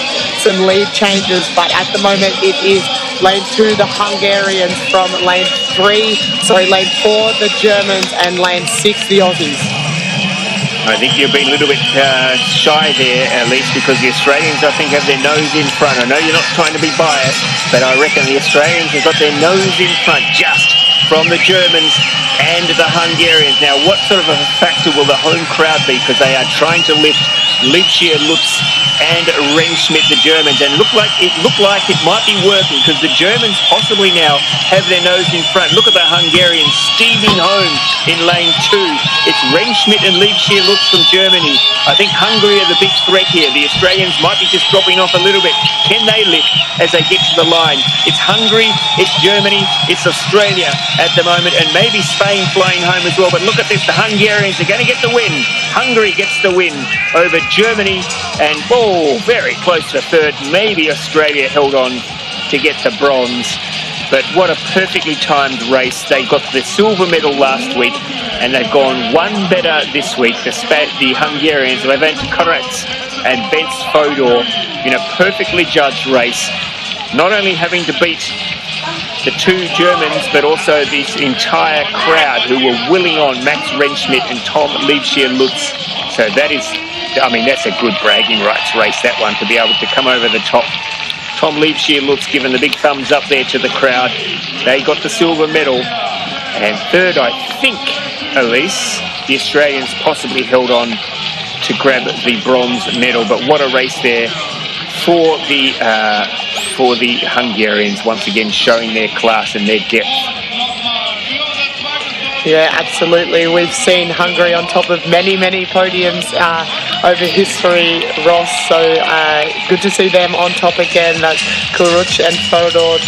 They had a brilliant start and really held on to that the whole way through. The Germans looked like they were challenging for that first position and really looked like they were able to capitalise on their distance per stroke through the middle of the race. But the finish of the Hungarians was brilliant. The Aussies, like you said, going through that 250 in first position, just falling off the pace at the end there, but nonetheless ending up in the bronze medal position, which is a brilliant effort for the brothers from Australia, given they haven't really had much international racing together as a K2 combination. So look at the slow-mo replays now. There's so much power in these men's K2s. You can see the beautiful rotations, the great reach, and they're all looking very relaxed. And I mean, look at that. It almost looks like a K1 from the Germans. I love the shots at the front as we look at the slow-mo replay. We're getting a few cinematic shots as well, which is nice to see. Like that. Yeah. We'll have a look here. So we'll go lane 2, the Hungarians, no doubt about them, followed by the Germans. A fast finishing lane 9, the Slovakians, but the Aussies were able to hold on for that bronze medal in the men's K2 500, and the Hungarians obviously very happy with that performance. Wow, they're out of the boat very quickly. It's a race to the crowd to see all of their coaches. I don't think I've ever seen anyone transition out of the boat so quickly. I reckon they're trying to make sure they get into the stands to get good seats to watch the next race, because it is going to be an absolute barn burner. The women's K2 500, they won't want to miss that, so they'll just be racing up there and trying to get themselves some good seats before, because the Australians, notorious seat stealers they are. The Australians, don't worry, if we work out a way to steal a seat, we'll do it. And so they'll be up there to make sure that they get the seats before the Australians get out of the boat and get up there, because both the Hungarians and the Australians have crews to cheer on in the women's K2 500 final. And what a race this is going to be.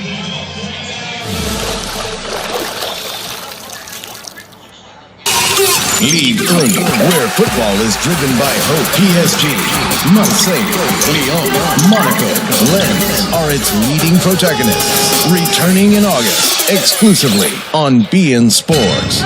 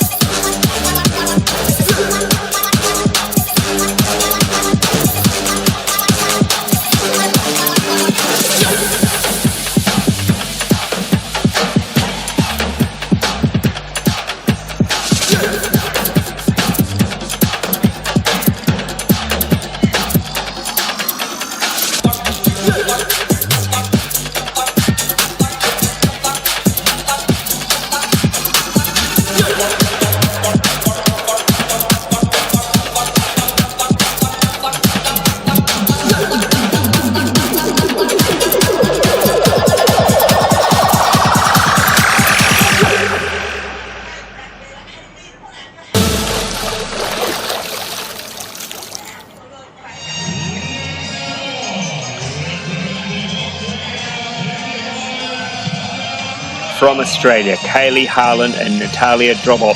In lane 2 from Hungary, Anna Lutz and Alida Gasso. In lane 3 from the Netherlands, Selma Konyan and Ruth Vorselman. In lane 4 from China, Nan Wang and Siyu Shen. In lane 5, the champions from last weekend. And the home crowd, I tell you what, there's not much of a roof on this stadium, and I reckon by the end of this race, it might almost be blown off, because Paulina Pazak and Pauline Jacks are going to be starting as favourites in lane 5. In lane number 6 from Poland, Martina Klatt and Anna Palauska. The Italians, Lucrezia Zaroni, will go in lane 7 with Giada Rossetti. In lane 8, Mia Medved and Anya Apollonio from Slovenia. And the Spaniards, the bronze medalists from last weekend, Carolina Garcia Otero and Nerea Garcia Zabaluga, they're going to be down here in front of the people, in front of the crowd in lane number 9. Elise, what a really, really strong field this is. The Germans will start favourite, but there's plenty of challenges out there, and this is a great penultimate race for the morning, and this is going to really be something for the crowd to get excited about. It sure will. I was just looking at my notes, and the amount of Olympic medals, World Championship medals, World Cup medals all of these girls share. I mean, it's really hard to pick a red-hot favourite. I think, like you said, the Germans sitting in lane 5 are going to be the ones to beat, but the Chinese girls have got off to an absolute cracking start. We've seen that time and time again with the Chinese girls. They do it in the K4 as well, but can they hold on? The Aussies at the top of the screen in lane 1, they're coming off good form. They weren't there last weekend at World Cup 1. They were focusing on other events, but they were on the podium last year at the World Championships, and wow, they are blowing everyone out of the water at the moment. The Polish crew there, they were on the podium last weekend, but a slight change in crews, bringing Anna Polaska into the fold as well. She's been on the podium in the K1 already this weekend, so bringing a lot of experience to that crew. But no doubt about the Germans there, Paulina Pazak and Pauline Jacks there, having a brilliant race so far as we near the halfway point of what is sure to be a fast and furious finish. Yeah, look at the Germans now. They're like a fox just waiting for the chicken to stick its head out of the coop, and they're going to pounce, and ooh, there they go. They pounce. The chicken has been jumped on by the fox because the Germans have taken over the lead. So it's Germany, and listen to the crowd. They are absolutely going into raptures here. So it's Germany in front of Poland. The Polish crew, though, they're trying to spoil the parade here. They don't like foxes very much. They're out there chasing down the Germans. It's Germany in front. Poland trying to get with them. The Australians are hanging in there in third position at this stage. But listen to the German crowd. They are absolutely going out of control here as they cheer Paulina Pazak and Pauline Jacks down here to the finish line. It looks like it could be a German win. In fact, they're getting further in front. Wow, what an impressive performance. Look at the Italians flying home as well. But no doubt about our winners, Germany by a boat length from the fast finishing Italians and the Australians. Maybe Australia at the top of the screen held on to second from the very, very fast finishing Italians. But what a performance. They weren't the quickest out of the gates, but then when they got into the rhythm, they were incredibly strong. Paulina Pazak and Pauline Jacks, back-to-back gold medals in the women's K2 500, and it was just the way they did it. Elise, you've done a lot of K2 500 races, and to dominate like that, the Italians are pretty happy as well to have got up and snatched. I think they ended up getting the bronze, maybe the silver. We'll have to wait for the photo finish on that. It was pretty close for second and third, but to win a K2 500 like that was pretty impressive, and the German fans who've come out today to watch will be thinking, well, we got our money's worth there, because that was something very, very special.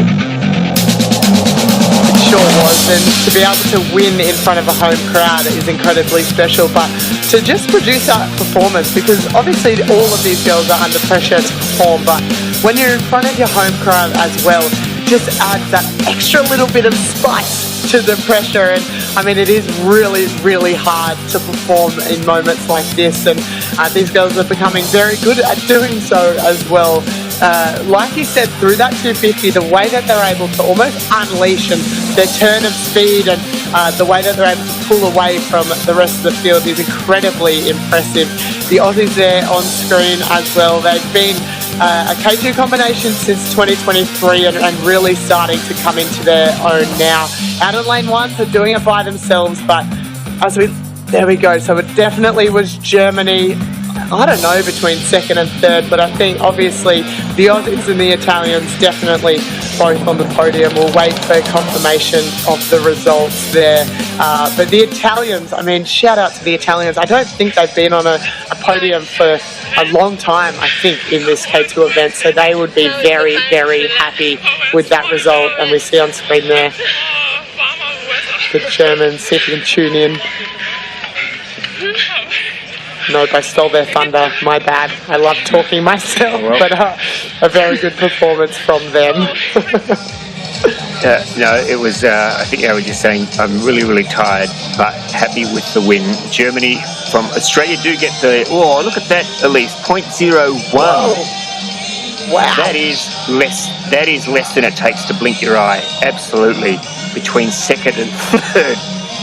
Seriously, that is very, very, how do they get it? How do they get margins down like that? So well done there to Australia. They'll be happy with that. Good hit out there to take the silver. And the Italians will celebrate the bronze medal. We've already seen them on the water celebrating the bronze, and they're only a minor, just maybe a coat of varnish away from actually taking the silver. As we turn now, we've got one last race for the morning, and it is going to be the women's C4. And can I just say, I'm disappointed. I am disappointed I don't have I haven't seen a Bulgarian racing today, because I've had all these great Eurovision lines that I was going to use to celebrate Bulgaria's wonderful victory in Eurovision last night, and I haven't had the chance to use them. So I'll have to wait now till later on in the year to celebrate Bulgaria's fantastic win. Don't know what the song was called, something like Buddha Boom Boom Boom Boom or something like that. But anyway, it was a great win there for Bulgaria in Eurovision. Let's concentrate though. That might have ruined people who taped it and haven't watched it yet. And they'll be getting, oh, thanks Ross for spoiling our night of watching Eurovision. Let's have a look at the field now though for the women's C4 500. In lane number 3, Poland. In lane number 4, Hungary. In lane number 5, China. AIN in lane number 6. And the second Chinese crew will go in 7. I mean, how much depth is there? Check out this Chinese crew, though, in lane 5. Shuki Li, Li Yang, Meng Ya Sun, and Yanan Ma. I mean, the Hungarians, they're Agnes Kish, Bianca Nagy, Rika Opavsky, and Sofia Zorba. I mean, that's a pretty good lineup as well, but I mean, this Chinese crew in lane 5, that is something very, very special. Having said that now, they'll probably fall out after the second stroke and make a fool out of me. But it's the final gold medal race for the morning, and they are moving into the starter's hands for the women's C4 500. And the Chinese crew in lane 5, they were your gold medalists from last weekend at the World Cup, your silver medalists. I'm looking across now, they were lane 4 from Hungary, and your bronze medalist from last weekend was the second Chinese crew on the bottom side. And shout out as well to the Polish crew at the top of the field. They're all born later than 2003, so 03, 06, 05, 07, so a very young crew and great prospects for the future. But I think at the moment it is China in lane 5. They were your winners last week and a very formidable crew at that. The Hungarians are second from the top of your screen. They're going to challenge them the whole way down the field, but the crew from China have some serious star power in them. They've got a lot of power, a lot of experience, and it's great to see these girls in C4s as well. We don't see it that often, but when we do see it, it's so good to see how in unison they are and how fast they're able to move these boats down the course as we reach the halfway point. And here's a bit of a trivia question for you. You can use this in a quiz note if you want. When the final of the women's C4 500 was contested in Brandenburg in 2026, how many athletes of the 20 who took to the water were born last century? Answer: 2. 2 of the 20 were born last century. Fun fact. Thank you very much, Ross. That's really interesting. Can you get back to calling the race? Yes, I can, because it's China in front. Look at them go.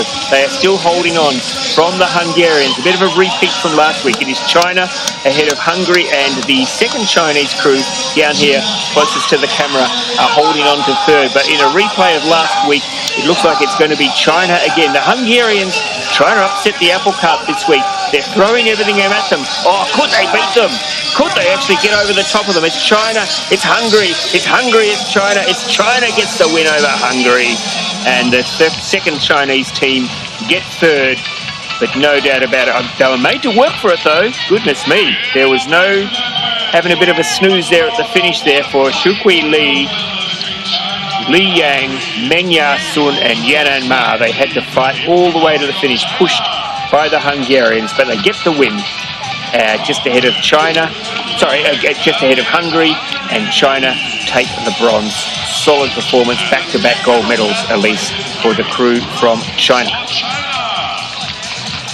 Yeah, it certainly was, but I tell you what, they were pushed right through to the end. Last week, I think they won by 1.5 seconds. So this week, a much, much tighter race for them in this women's C4 500, and I'm sure they're feeling it at the end of a big weekend of competition and a big 2 weeks as well between World Cups. So we look at the replay of the race now. They were off to a very clean start, all 5 boats out there, and all in white tops as well, may I add. So obviously everyone got the memo to wear white today. The Chinese crew poked their nose in front from the start, but the Hungarians didn't let them have it all their way. They pulled up to them with about 100 metres to go and really pushed that finish. I was hoping for a bit more of a lunge at the end from the Hungarians, but I think it might be a little bit harder to do the classic seaboat lunge in a C4 as opposed to a C1, but I'd like to see it next time. Maybe I'll put in a request to them, but here we go, the final 50 metres with the women's C4, and China taking it by a nose from the Hungarians, and China again in third. So the same podium from last week's C4 500, and I'm sure the Hungarians will be wanting to change that around for the third World Cup in July, and then the World Championships later on this season as they pull into the pontoon now. And pulling into the pontoon is no easy feat, particularly when there's a little bit of wind around and there's a few other boats to contend with as well, and you add 500 metres of fatigue into your arms and into your body. So there we are there, just looking a little bit happy in the back of the boat. I mean, seriously, don't you have some sort of rights when you're the winner? I just noticed there, I think the Hungarian boat just getting in their way. Wouldn't you say, oi, you came second, you get out of the way while we get... Are we going to get some words of wisdom here, or... Here we are, let's have a listen in for our Chinese viewers. Oh dear, that's not working well. Oh, come on, sort it out. Finally, God, that was obviously, I can tell you, that was not pre-rehearsed, obviously, because they were trying to still work out how to get it done. Look, but they've got far more important things to do, and that is win the race, and they've done that quite comfortably. China ahead of Hungary and China. Well, that wraps up what's been a very, very busy morning. Before we sign off, we've got afternoon racing, of course. Don't forget the 5,000 metres. Emma Wiggs, as if she hasn't done enough today already, she'll be bringing you all this afternoon's 5,000 metre racing with World Championship medalist Jen Egan-Simmons. They are getting ready. They're loosening up the tonsils as we speak. But just some final thoughts from you, Elise, on what's been a great morning of racing. Yeah, the racing's been really tight today, Ross. I loved especially the K2s, seeing them out there. I'm a bit of a K2 diehard fan, so some really great performances there. But excited now to look forward to World Cup 3 in Canada in July, and then I'm in the World Champs. So I'm licking my lips with anticipation, as you would say, Ross. I would say that. I use that sometimes. In fact, not sometimes, all the time.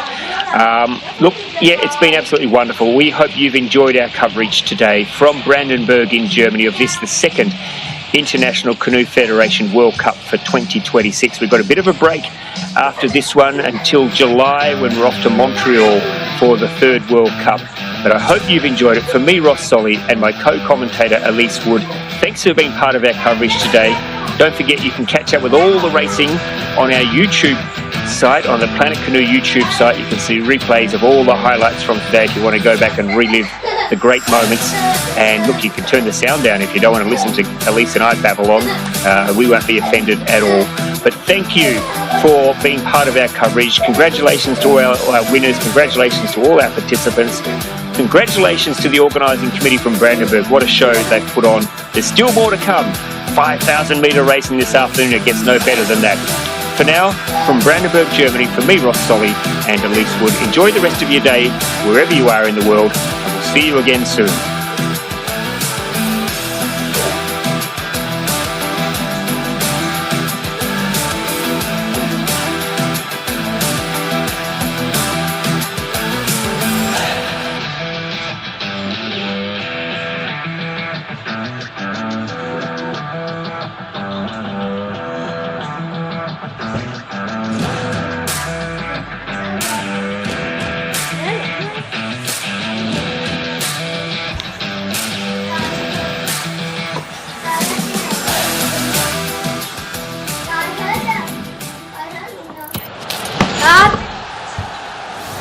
Ngưng tại đây nha. Tạm biệt. Galatasaray, the four-time consecutive champion, Fenerbahce, Trabzonspor, and Besiktas, the great rivals.